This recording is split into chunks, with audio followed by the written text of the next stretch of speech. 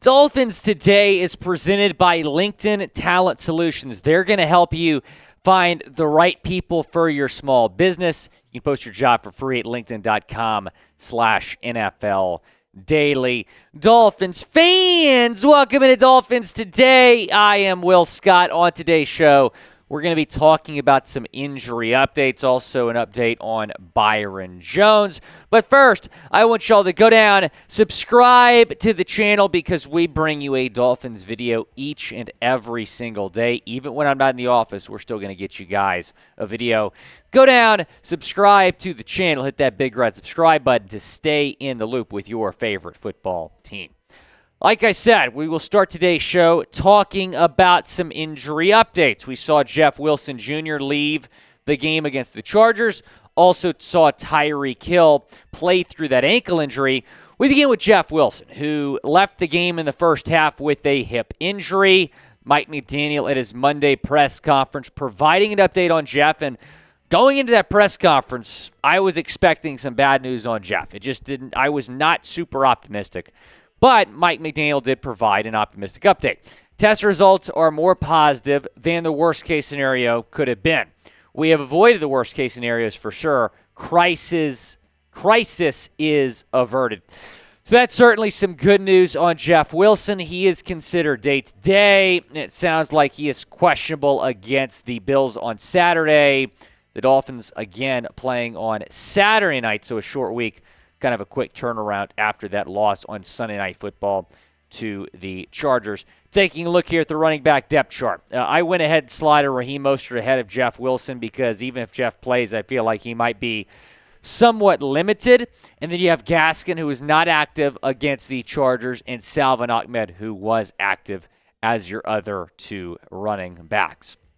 And the run game for Miami, outside of Wilson's first two games, has been a problem. I mean, they're 29th in the NFL in rushing yards per game, under 90 rushing yards per game. Keep in mind, last season with the San Francisco 49ers, Mike McDaniel led the best rushing offense in football as their OC. It just has not been the same in Miami. I really do feel like they need to address this in free agency and the draft, but that stat shows you how important having Jeff Wilson healthy is. We will continue to keep you posted on his status throughout the week. We should know more as the week goes on. Talking about Tyreek Hill now, Cameron Wolfe tweeted this. Dolphins head coach Mike McDaniel says wide receiver Tyreek Hill's ankle injury seems more in bumps or bruises that he can work through. Sounds like he'll be good for Saturday against Buffalo. And left tackle Teron Armstead had a successful game experience without a setback. So does appear that both Tyreek and Armstead will be good to go. We saw Tyreek pretty much every single time out when the offense at least wasn't on the field, go to the sideline, had his ankle wrapped. His left ankle was wrapped up. Didn't stop him from having a pretty good game. 4 receptions, 81 yards, 1 touchdown, and a fumble recovery for a touchdown as well. Don't see that every day, but he had 2 total touchdowns in that game against the Chargers. Was one of the few bright spots for the Dolphins.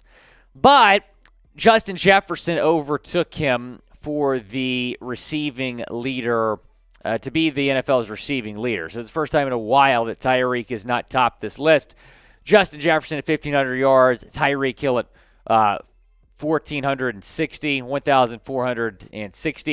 Devontae Adams, Stephon Diggs, and Travis Kelce rounding out the top 5.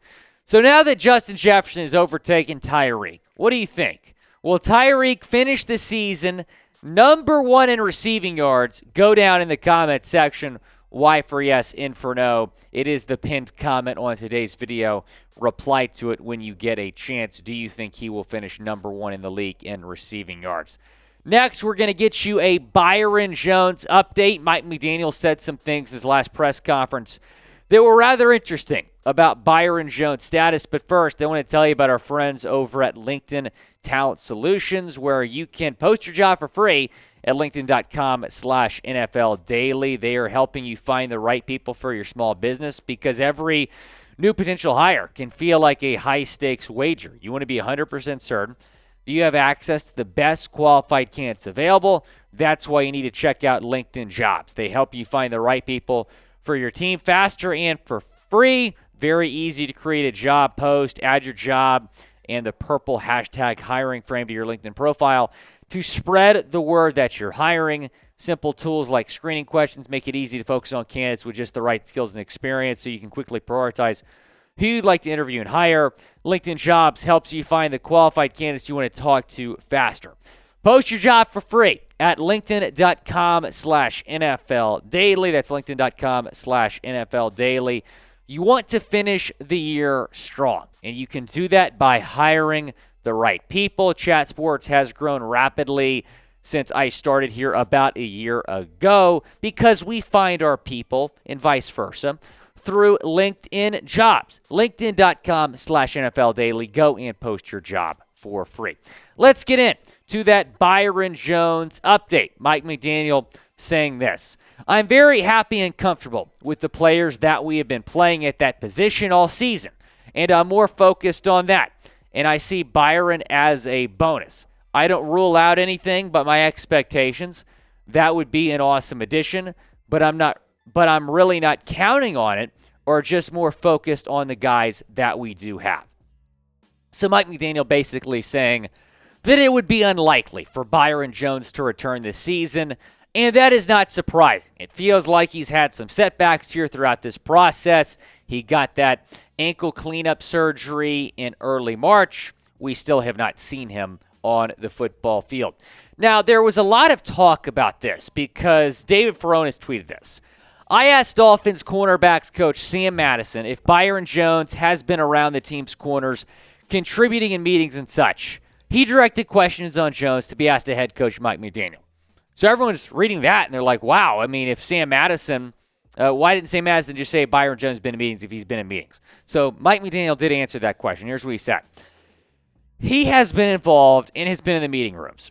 And during the course of the year, there's been portions of the year that it was best served for him to try to utilize that time, whatever the schedule was, to rehab and to do things of that nature. So what now is the question, right? Because we do know, at least we kind of have an idea of what is going to take place with Byron Jones this season. And that is that he is not going to play. So what now? Now that we know he's unlikely to play this season, what now with Byron Jones? What do you do with Byron Jones? Because I really don't think he's going to be a Dolphin again. Here is what his contract looks like. So he's owed about $25 million, over $25 million, the next 2 seasons. He's an unrestricted free agent after the 2024 season. Now, if you were to cut him before June 1st, you would only save $4 million and your dead cap hit would be significant. But if you cut him post June 1st, you could save $14.1 million, and it's not as big of a dead cap hit. So that is likely what the Dolphins would do with Byron Jones, because I just don't think they're going to find a trade partner. I really don't. Will Byron Jones play for the Dolphins again? P for play, W for won't. Down in the comments section. Go down, let me know. I don't think he's going to play again for the Dolphins. Certainly wish him the best, but it does appear that his time in Miami is over just based on the way that this year went, him not being able to be on the field. Let's stick with talking about the corners here, because Xavien Howard had a pretty rough game against the Chargers. What is going on with X? I think a lot of us are asking that question. He's having arguably the worst season of his career. They went to him 5 times, and the Chargers were 5 for 5 against him on Sunday Night Football. Mike Williams had a field day against Xavien Howard. Taking a look here to season stats, he has a 58.3 PFF grade. It's not ranking the top half of his position. That's not good. 6 touchdowns allowed, just 1 interception, 7 pass breakups, and he has allowed a 67.2% receptions percentage, which means when he's thrown to, he allows a reception 67.2% of the time, which is not someone who has a $90 million contract should be doing. He signed a 5-year, $90 million extension with the Dolphins in the offseason. He wanted to get paid. As we all remember the 2021 offseason, that he requested a trade. He was not granted a trade, and then he signs an extension that next offseason.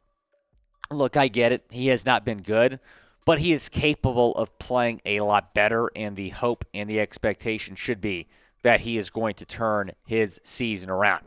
If you think X can turn it around, type X down in the comments section. Let's show X some love. We've seen him be one of the best corners in the NFL. While he has not been that this year, I'm confident that he can play a lot better. Type X down in the comments section. And be sure to subscribe to our channel if you haven't already. I think I mentioned this the other day, but Dolphins Live is not going to be on Thursday this week. It's going to be on Wednesday this week, same time, 4 o'clock Eastern time. Hope to see you there. Going to be me and Jeremy Chuggs.